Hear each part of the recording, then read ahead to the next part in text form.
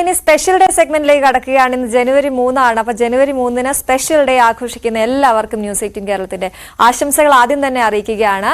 കോഴിക്കോട് സ്വദേശിയായ പ്രബീഷ് ഭാസ്കറിന്റെയും രേഷ്മ വിജയന്റെയും മകൾ ഇസൈ മൊഴിയുടെ 2ാം പിറന്നാളാണ്. നല്ല പേരാണ് ഇസൈ മൊഴി. അപ്പോൾ ഇസൈ മോക്ക് എല്ലാവിധ ആശംസകളും നേരുകയാണ്.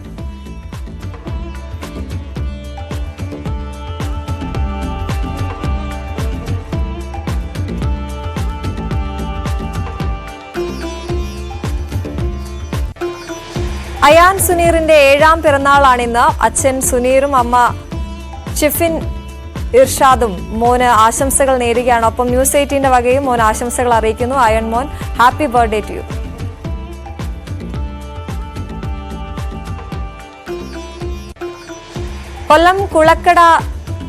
കൊല്ലം കുട്ടിക്കട സ്വദേശികളായ ബിനീഷ മുനീർ ദമ്പതികളുടെ 4ാം വിവാഹ വാർഷികമാണിന്ന്. ബിനീഷയ്ക്കും മുനീറിനും ഹാപ്പി ആനിവേഴ്സറി.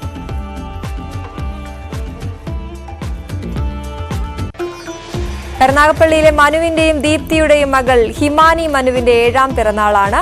ഹിമാനി മോൾക്ക് എല്ലാവിധ ആശംസകളും നേരുന്നു. നല്ല ദിവസങ്ങളാകട്ടെ ഇനിയുള്ളത്.